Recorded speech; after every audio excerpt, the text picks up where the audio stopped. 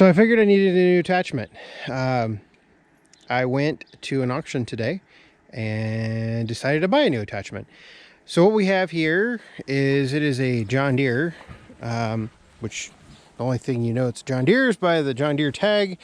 And then somewhere under all of this dirt and grime is a model number, which it's right over here.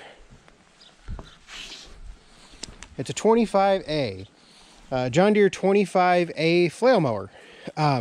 This is for the 4066.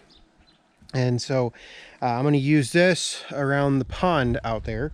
And so, you know, I bought it pretty cheap. We're going to see if it's even worth anything.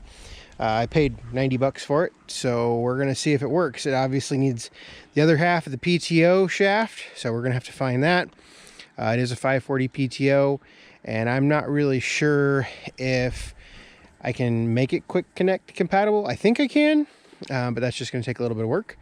So I think the first thing to do is actually see what's under this mud, and I'm just going to grab the hose and spray it off real quick. I'm guessing that the cover for the gearbox is gone based on this piece of wood being right here. At least that is my assumption, because I don't see a top of a gearbox in there. So we might have to fashion up a new top of a gearbox at some point in time. But like I said, for 90 bucks, it's kind of hard to argue with anything. So let me get it sprayed off here, and we can go from there. Well, I got it a little cleaner. You can actually, you know, see the green paint instead of all dirt. Nothing too shocking. I mean, it's got lots of dents and dings in it like you would expect for a flail mower. The base has been welded back on the main cover, and so there's that. But other than the cover here, I'm not seeing too much wrong with it. I don't know anything about knives or anything like that, but it does spin. Seems to spin free and everything. I know that it spins. You can see it move. I just can't turn it by hand.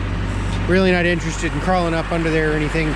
I've just got it kind of set up because I wanted to drain all the water off the back before I set it back down on the pallet. And so I'm gonna let it dry for a few minutes, and then we'll see what we've got. And like I said, I don't see anything too concerning. I just got to find a PTO shaft, and we can kind of go from there. But like I said, I mean, it's not, it turns, it rotates, just, you know, it's hard to rotate by one hand. So we'll as soon as we find a PTO shaft, we'll hook it up to the tractor. I don't know how long that'll be. We'll grease everything and see if it absolutely sounds terrible, but we'll go from there. All right, so went and got the PTO shaft today, or a new one. We're definitely gonna have to cut it off. It's what the farm store had, or it was the cheapest, best rated one, for lack of a better term. And it's just a little long, so we're gonna have to cut it off. I don't even know if the original PTO shaft would even work for the purposes that I was looking for. So that's 6 of one, half dozen the other. Got a new PTO shaft. Basically tripled my cost in this project. The new PTO shaft was 180 bucks plus tax. I'm now into it. I paid twice as much for the PTO shaft as I did for the stupid mower itself. So what I'm going to do now, I also went and found a pair of quick hitch pins, and so we're going to install those. I robbed this top link from the Leon blade that I have. I did go ahead and cheat. I pulled this wooden thing off. That is not the cover for the gearbox. I don't know what it was, but we're going to pull that off. Got to get the old drive shaft off there.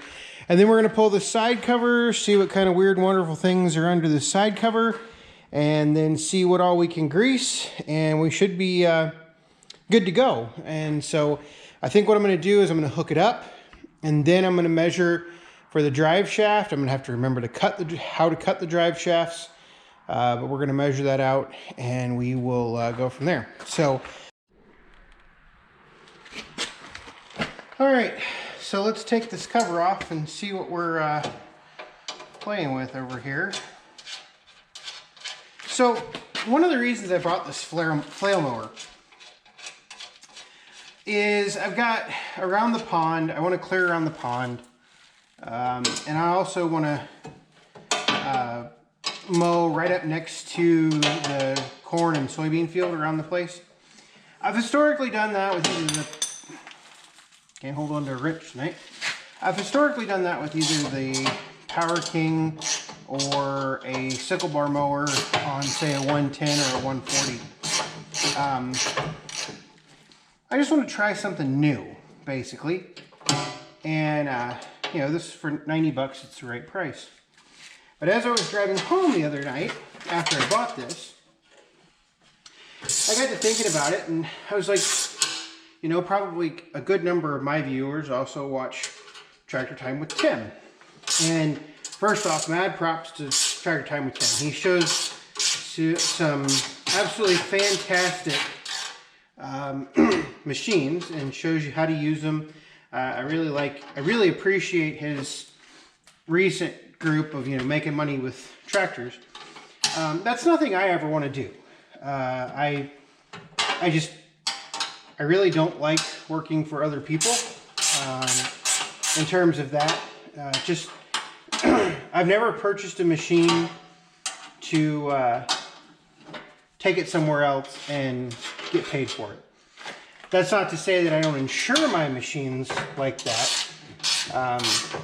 Actually, my machines are insured very interestingly, which I don't need to get into all of that because that's not really a part of this video. But I got to thinking about it, and recently he's had some really cool flail mowers for ditch cutters and stuff on the channel.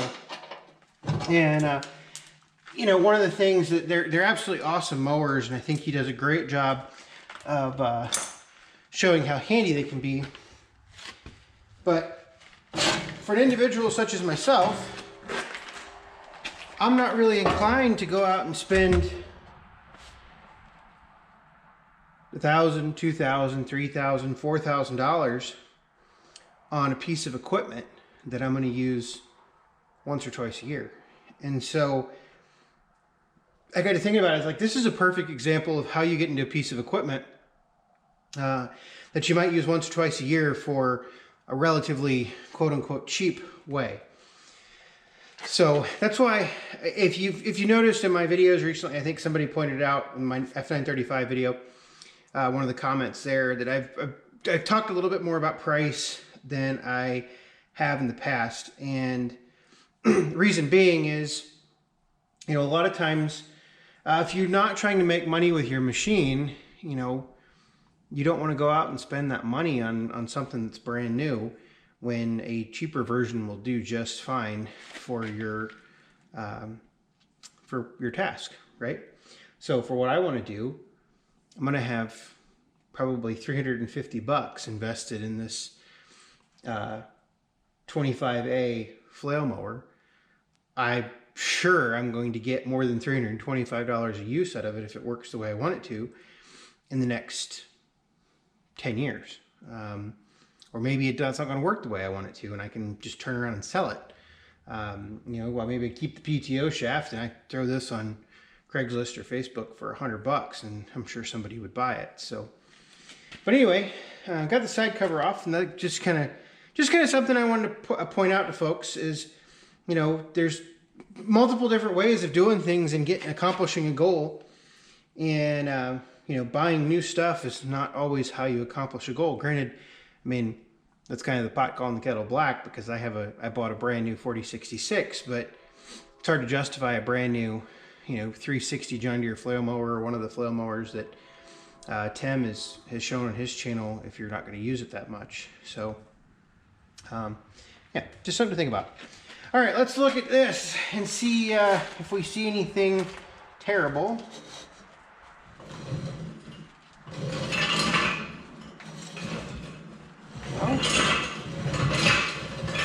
good news is it spins. Can't necessarily say that the bearings sound brand new.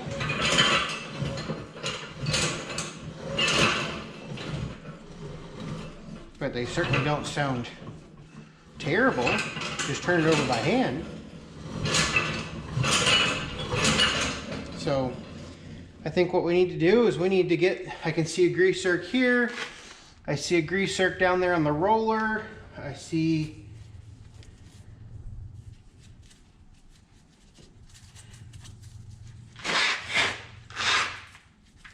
I don't see a grease zerk down here anywhere.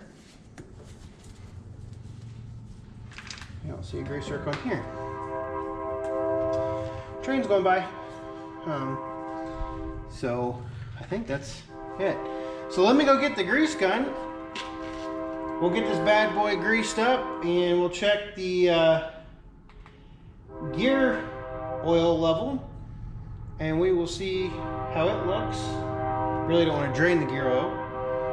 And we'll get the PTO shaft off and we'll go from there. So let me go find a grease gun.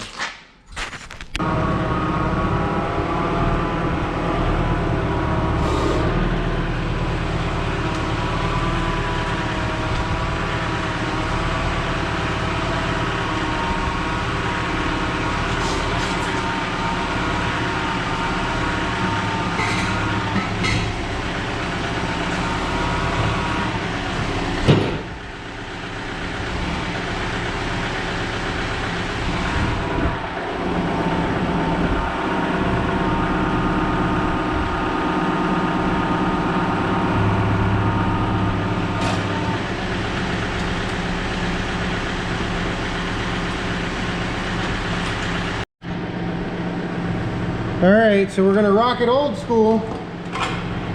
Instead of a fancy quick hitch, we gotta do it with a regular 3-point.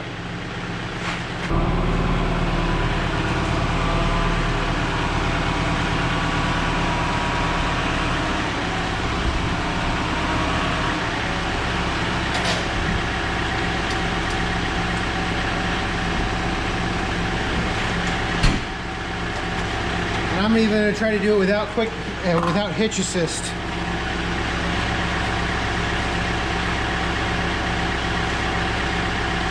Now the nice thing is I do have the telescoping hitches right here.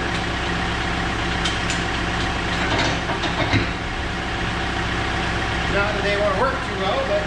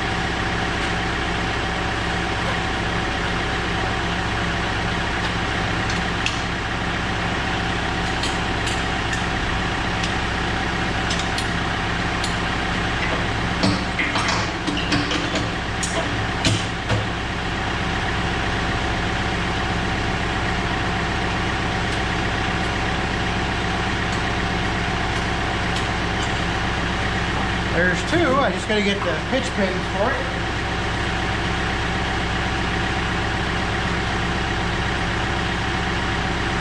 Got one.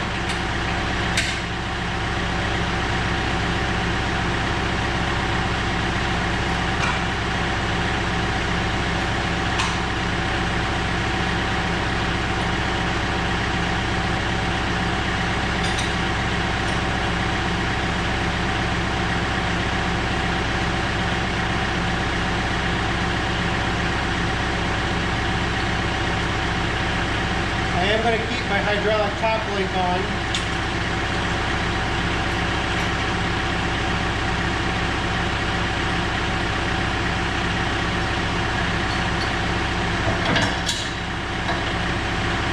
I'm gonna go get a washer and another hitch roll, one more hitch pin.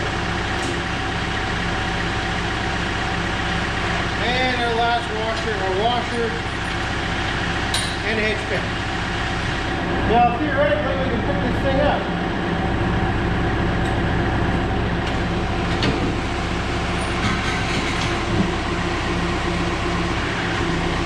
Oh, would you look at that?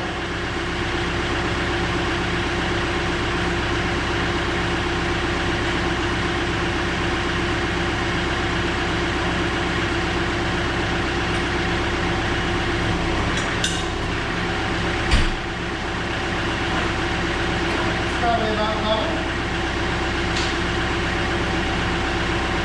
Alright, so now I can start making my measurements for the PTO shaft. Yahoo, right? Although that might be a tomorrow task.